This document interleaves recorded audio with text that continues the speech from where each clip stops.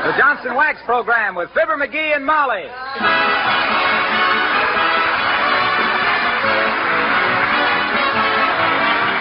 The makers of Johnson's Wax, Johnson's Carnew, and Johnson's Self-Polishing Glow Coat present Fibber McGee and Molly, written by Don Quinn, with music by the King's Men and Billy Mills Orchestra.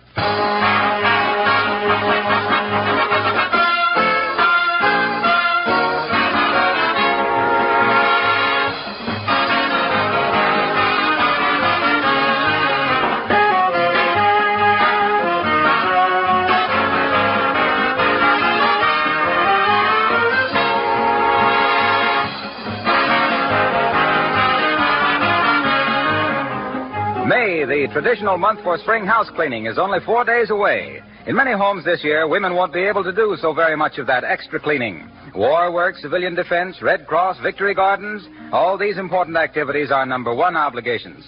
But in most of those homes, there's a silent partner helping to cut down on housekeeping work, helping to protect floors, furniture, and woodwork. That silent partner is Johnson's Wax. Day after day, month after month, it guards all kinds of surfaces, wood, leather, metal, against wear and dirt. An occasional application of either paste or liquid, Johnson's Wax, gives not only protection, but great beauty to your home. Rooms can be kept in tip-top shape with less work. Many spring house cleaning chores become unnecessary. At no time in its more than 50 years of service has genuine Johnson's Wax been more helpful to homemakers than right now.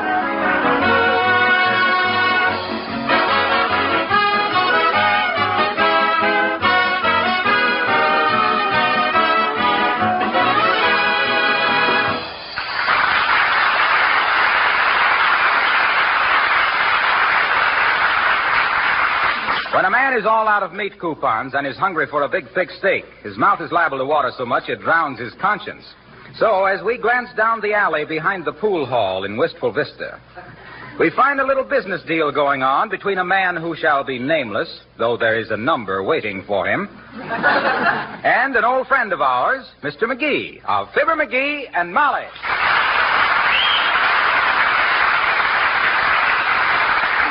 Oh, boy, oh, boy, oh, boy, oh, boy. A big, thick porterhouse.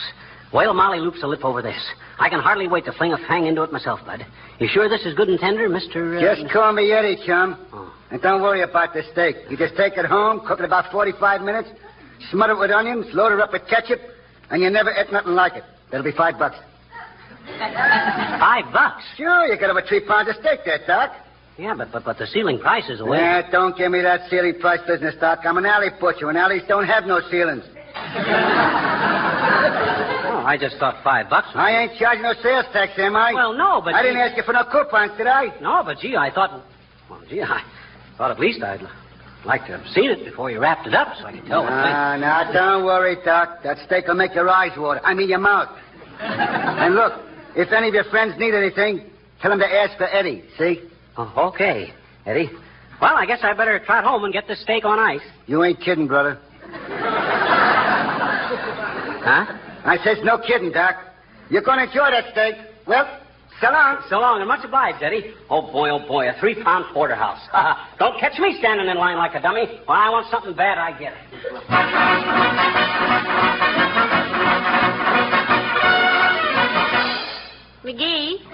McGee, where are you? Here I am, Molly. I just put something in the refrigerator. It's a surprise for dinner tonight. Oh, a surprise? Yeah. Has one of your friends been on a hunting trip? Oh, but I have. This is really going to knock you over, baby. McGee, have you been buying Limburger cheese again? No, sir. This is something you love. And don't ask me what it is. It's a surprise. And don't you go opening the package. Well, how I know which package not to open? Well, it's wrapped in newspaper and fastened with a piece of tire tape. It's about this big. Who's that? Let me peek. Uh-oh. It's Abigail Uppington. What's that old bat looking for? A belfry? Hey, now, don't ask her for dinner. She eats too much. I know she does. You know, whenever I see anybody with a carriage like hers, I know they eat like a horse. Come in. Well, for goodness sakes, Abigail, dear, what a surprise. How do you do, my dear? And Mr. McGee. Hi, Uppy. That's quite a fur jacket you got there. You look like a perpendicular fox farm. Hey, what's the matter with you, Uppy? If you looked any more upset, you'd have to walk on your hands. Oh, I am perturbed, Mr. McGee. Oh. I'm having a group of naval officers to dinner tonight. Oh, well, they're used to having dinner in a mess. What's wrong, Abigail? Oh, everything, my dear. I can't buy any meat. Oh, my. My butcher is entirely out. He says the black market is taking so much meat that the legitimate dealers have a hard time getting their quota. Well, be that as it may be or may not be or not, Uppy. It's all in knowing the right people. I can arrange for you to get some meat. What do you know about meat, McGee? You always thought chuck beef was off a steer named Charlie. I just know my way around, that's all. If anybody wants meat, I know where they can get it. Now, look, Uppy. You're an old pal of mine. Let's say acquaintance, Miss McGee. My regard for you falls somewhat short of complete adoration. It does? Well, that's darn decent of you, Uppy. I always spoke well of you, too. Now, look, you know where the pool hall is on 14th Street, next door to the Friend in Need pawn shop? Why, certainly I know where I believe I could locate it. Well, all you got to do is go down there, duck up the alley. Are you suggesting that Abigail duck up an alley, McGee? Well, how does she usually go up alleys? On a calliope? Just sneak up the alley, Uppy, when nobody is watching, and there's a door at the end, see? You just whistle twice like a snipe. And a guy named Eddie will open the door. You tell him that... Mr. McGee, this sounds suspiciously like the black market to me. Don't be silly. This ain't a market at all. It's just a back room off the pool hall. And it ain't black. It's kind of a bilious green. There used to be a bookmaker in there, and he McGee, was... how do you know all about this? How do I know anything? I have often wondered. Oh, I just go around with my ears and eyes to the ground, that's all. Now, look, Uppy, when you see this guy, Eddie, he whistles like a snipe, you see? You tell him you know me. You don't need any coupons. McGee, I don't like this. Well, gee whiz, if you really want meat bad enough, you got to do I something. don't want meat badly enough to patronize a back alley dealer, Mr. McGee. Do you think I could face those servicemen tonight after dealing in the black market? Oh, my gosh, Uppy, you Do said you you didn't... think that I would have the unmitigated effrontery to invite servicemen to dinner and serve them meat which was practically stolen from law-abiding citizens? Well, gee whiz, to yes. offer them something which was damaging the legitimate business of the country they're fighting for? Well, gee whiz. If you do, Mr. McGee, you know as much about me as a hyena knows about international law. And if you've read the reports from Japan the last few days, you know how much that is. Goodbye.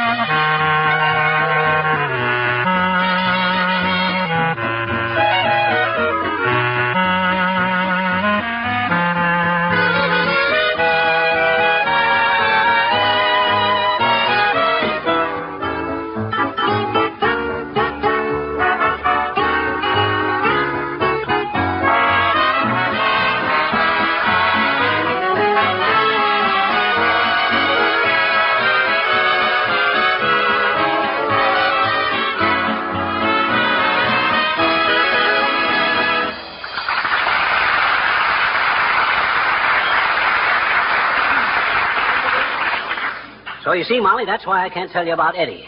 It's a secret. Well, all right, but I wish you wouldn't recommend this Eddie, whoever he is, to our friends. He sounds pretty illegal to me. Well, so what? Nobody thought anything of recommending a bootlegger in Prohibition, did they? Well, that was violating a law that everybody knew would be repealed. Nobody can repeal a war, dearie. This is a serious business. Speaking of Prohibition, have you seen Uncle Dennis tonight? I don't think he's in yet. Oh, dear. You know, sometimes I worry about him. Yeah, so do I. He's like having an old shotgun around the house. You never know when he's loaded. Hey, ain't it about time for dinner? I'm going to cook it, you know. You're going to cook the dinner? Sure. How are we fixed for onions? We're just out. I looked this morning and... Come in. Hello there, kid. Oh, hello, Mr. Oldtimer. Hi, old-timer, you old fossil. Haul up a chair and give your friend Arthur one, too. Arthur who? Arthritis. Did you get it, Molly? I says, give your friend Arthur a chair, and he says, Arthur who? And I says, Ain't funny, McGee. That's odd. I pulled that one at the Elks this morning, and they killed themselves. I don't blame them, Johnny. They had nothing more to live for. How you making out with meat rationing, old-timer? I don't pay any attention to it, Johnny. Oh. As the suit salesman said when he seen a 44 stub wouldn't fit his customer, I'll get along. Oh, dear, the Elks can have that one, too. I was going to say, old-timer, if you ever run short of meat, I know a guy. Don't worry about me, Johnny. I never eat the stuff. Oh, you're a vegetarian, eh? Sure am, Johnny. Can't stand the sight of them. Well, if you don't eat meat or vegetables, what do you live on? Got a little pension, daughter. Not much, but it keeps me going. She means, what do you eat? Just breakfast and dinner, usually, Johnny. You see... No. What do you have for meals? Oh, fella next door, most of the time. He comes over, brings a pail of Look, stuff. old-timer, we're trying to find out what kind of food you eat. Nothing but the best, Johnny. Mama made me promise once that I wouldn't eat no cheap... Mr. Oldtimer. Look, you don't eat meat, you don't eat vegetables. What do you eat? Chickens, daughter. Chickens and eggs. Eggs and chickens. Fried eggs, scrambled eggs, boiled eggs, shirred eggs, stuffed eggs, deviled eggs, and eggs banned in the dictionary. Roast chicken, fried chicken, stewed chicken, minced chicken, cold chicken, chicken a la king, and I've threw away my alarm clock, kids. What for? Had so much chicken I don't need it anymore. Huh? Whenever I crow in the morning, I know it's time to get up.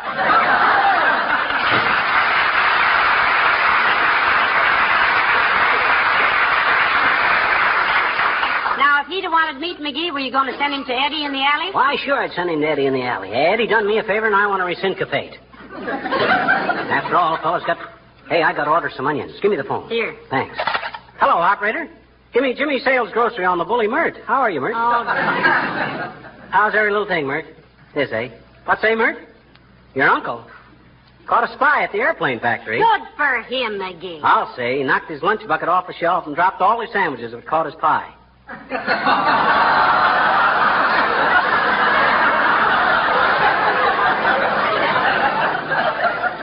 What say, Mert? Well, the guy was reaching for his pie, too. Okay, I'll call you later, Mert. Thanks, Mert. Now, look, McGee, about this package you've got in the refrigerator. I want you to tell me exactly now what... Hello, folks. Good evening, Mr. Wilcox. Hi, Junior. What's cooking? Well, the restaurant, as far as I'm concerned tonight, we're out of meat at our Now, house. McGee? Out of meat, eh? Don't worry about that, my friend. You can have a nice big steak tonight if you want it. And every night, in fact, you can have a nice big steak. Sure, but I've already told you the Army turned me down. Now, don't listen to McGee, Mr. Wilcox. He knows an acrobatic meat dealer. Acrobatic? Yes, alley up. Now, look here, son. As it happens, I got a few connections in this town. Yeah, you're on your way toward forming a few more, too, dearie. With derby hats and flat feet. Oh, no. Not me. I know what I'm doing. Now, look, Junior. I happen to be in a position where I can get you all the meat I want, see? And any friend of Hey, mine... what's the idea, pal? You a personal friend of the OPA? What's OPA got to do with it? He's on information, please. Now, look. Here's all you got to do.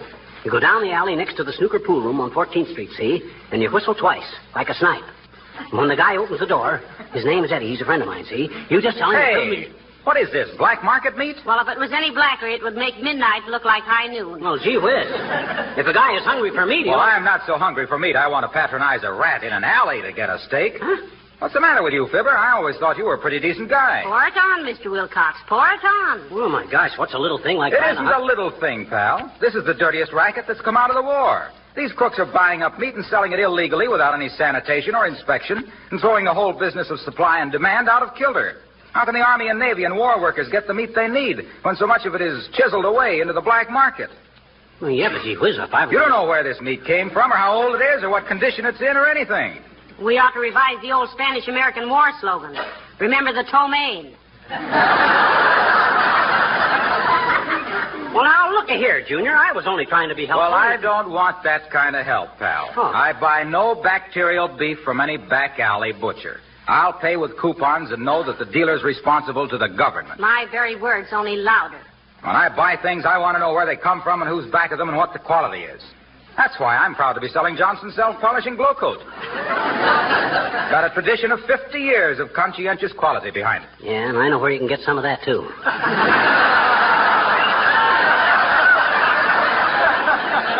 Just sneak up an alley and back a Racine and ask for Pete.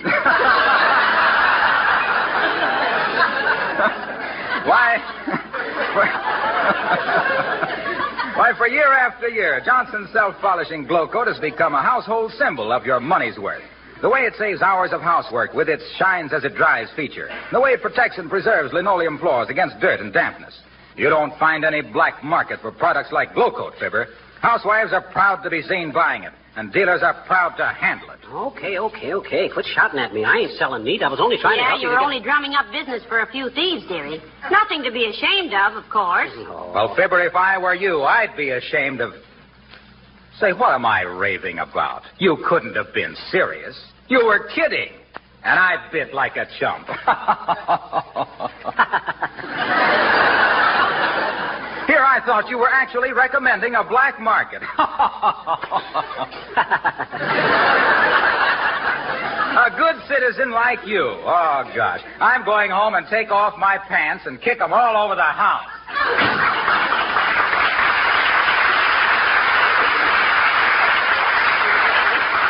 Well, McGee, why are you so red in the face? You know, Molly, this black market might be a serious thing at that. Sweetheart, sometimes you're quicker-witted than at other times. And this is one of the other times. Why, of course it's a serious thing. Well, gee whiz, I still can't see why it's so doggone representative to buy a couple of pounds of steak. You don't mean representative, you mean reprehensible. I thought reprehensible meant being able to pick up things with your toes. That's prehensile. Go on. Prehensils are stuff like frying pans, kitchen prehensils. You're thinking of utensils. Utensils? I am not. Utensils are kind of like an appendix in your neck. Those are your tonsils. Well, then what's represented? That means somebody who asks for it. That's what I mean. Next time I want a steak, I'll send somebody else. McGee, Huh? that package you have in the refrigerator, will you tell me truthfully just what it is? Ah, come in. Thank goodness. Hi, Miss McGee. Hi, sis. Oh, I'm mighty glad to see you all. Mighty glad. Sit down. How are conditions in the little red schoolhouse? It isn't red, I bet you. It's brown. Oh, it is? You have to make allowances for Mr. McGee, dearie. Whenever he passes the schoolhouse, he sees red. Well, come on, sis. Don't let that throw you. Just sit up here on Uncle Fibber's lap and let's have a nice long chat, eh? What do you say? Oh, gee, mister, I don't know. Always before you never had time to talk to me. Well, yeah, but that... It isn't that he wants to talk to you now either, little girl. He's just trying to put off talking to me. Go right ahead, McGee. I've got to sort out the laundry. Okay. Well, sis, what do you know? I says, what do you know? 2 times 2 is 4, and cats have 9 lives, and kangaroos carry their babies in their pockets, and they're 10 dimes and a dollar. Hey. What is this? I was just telling you what I know, mister. Huh? And 6 times 6 is 36, and there are 48 sticks. No. That was just a metaphorical question, sis. What I meant was, how are things in general? All right, I guess, mister. Anyway, they don't rattle. Huh? What don't rattle? Things in general. Well, doggone it, sis, why should things in general rattle? 'Cause he swallowed them. Who did? General? Huh? That's my puppy's name, General. Oh. And he swallowed a spoon and a little perfume bottle and a watch chain and a marble, but they don't rattle. I shook him and I listened. Well, puppies are pretty hardy characters, sis. You mean like Mickey Rooney? What about Mickey Rooney? He's a hardy character, too. My mama took me to the movies one night, and I saw him. Gee, he's wonderful.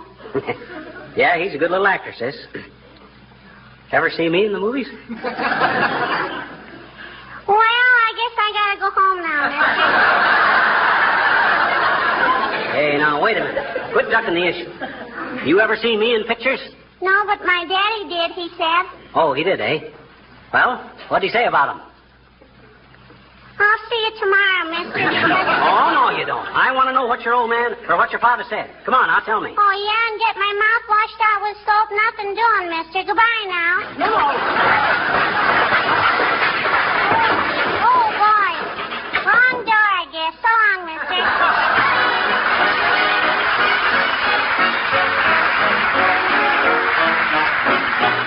The King's Men sing Clementine.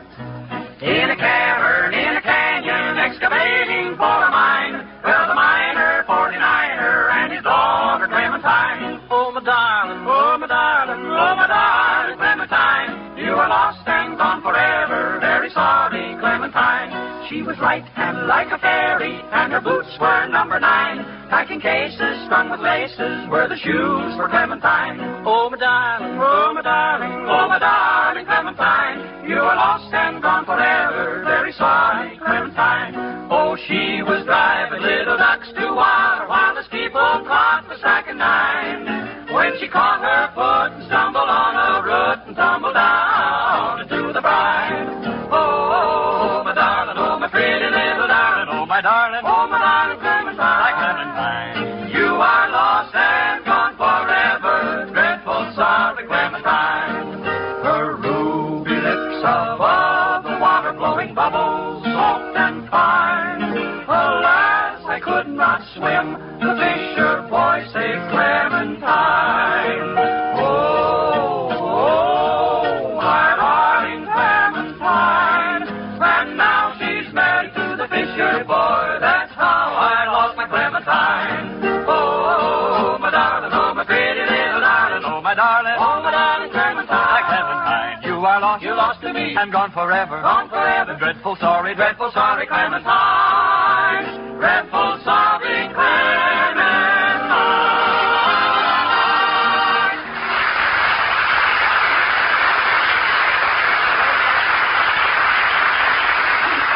McGee, tell me. I'll tell you what, Molly. Tell me what it is you have in the refrigerator, the package you brought home. Oh, the package. The one I brought home, Yes. you mean? Oh, that one, yeah. I know the one you mean, I think. Well, it was like this. I'll tell you later, Molly. Come in. Hello, Mrs. McGee. Hello, Mr. McGee. Hi, Wimple. Hello, Mr. Wimple. Have a nice Easter? Oh, just splendid, Mrs. McGee. Did you see us in the Easter parade? No, we didn't, Wimp.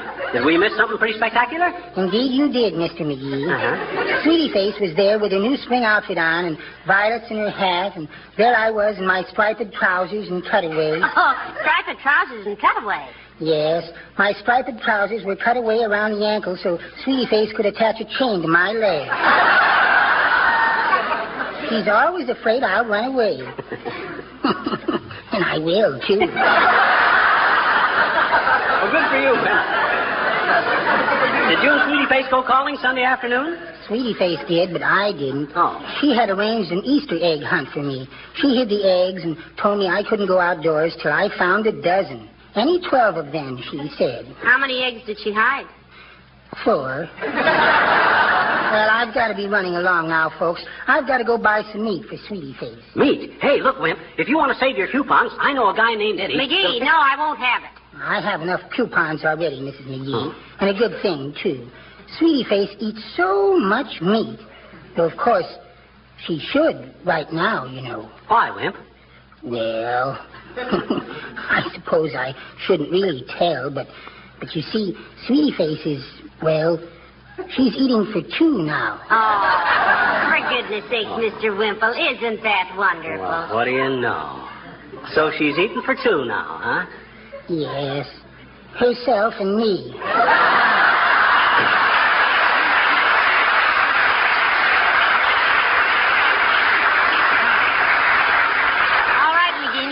Huh? Have what? The story of that package in the refrigerator. Oh, yes, package. Well, sir, it all started way back in Peoria in 1912. Or was it 1913? For goodness sakes, how could a package in our icebox today start back in Peoria in 1913? It wasn't 1913. It was 1912. What was? The way this all started. In 1912... Just skip that part, dearie. Get to the package in the refrigerator. Okay, it was 1912. Years went by, and here I was in Wistful Vista, married to the most wonderful woman on earth.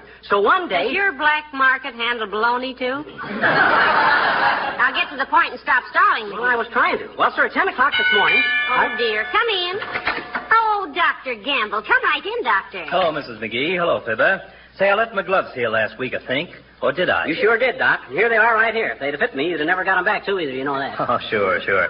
Well, thanks very much, folks. Sorry I can't stop to chat, but there's an epidemic of ptomaine in town. I'm pretty rushed. Oh, is it the water, Doctor? No, the city water is perfectly pure, Mrs. McGee. I think it's this black market meat some people are buying. Not that any of them will admit it. You mean the meat ain't very good, Doc? Good. Why don't you grow up, McGee? Huh? Why should it be good? Does it go through the hands of government inspectors? Certainly not. Is it properly refrigerated? No. Do black market operators care if it's sanitary or not? No. As long as they get their filthy money, they don't care if their customers live or die. Well, you seem to feel very strongly about it, Doctor. Well, why shouldn't I, Mrs. McGee? I'm a doctor, and it infuriates me to know that some men are so low as to butcher meat illegally and throw away the parts that are needed for medical extracts and surgical sutures and insulin and adrenaline. People may think they need a steak now and then, but believe me, when they need adrenaline, they really need it. McGee, you look bilious. What's the matter? Go on a milk diet the rest of today and tomorrow. Huh? You're a nuisance when you're well. I don't want you to get sick. Good day. That's it. I'm convinced. I've been a fool. I've been a chump to 29 decimals. You wait here, Mom. All right, dear.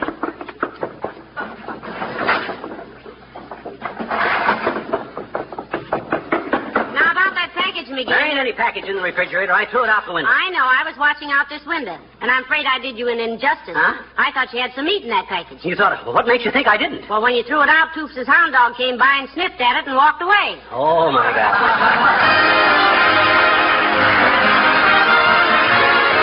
There's one piece of advice you've probably all heard so many times that you'll duck your head if I hand it to you again. And yet there are so many car owners who aren't taking proper care of their automobiles that they need constant reminders to do so. What I'm suggesting is that you do not overlook the finish of your car. Perhaps you don't realize that the salt and other chemicals that are used on streets and roads in wintertime may be on your finish right now and will eat into the finish if they're not removed. If you haven't cleaned and polished your car since winter, you should do so right away. Use a cleaner that removes all that scum and dirt without injury to the finish. Such a cleaner is Johnson's Car New, the easy-to-use combination cleaner and polish that does two jobs at once. Both cleans and polishes with one application. You apply Car New, it dries to a white powder. You wipe off the powder and your car sparkles with almost forgotten newness. Make a note now to buy some Johnson's Car New this week. The cost is little, the benefits are great. Ladies and gentlemen, in order to make a point, we've tried to have fun with a subject which in itself is not very amusing. There's nothing humorous in children becoming ill from eating doubtful meat.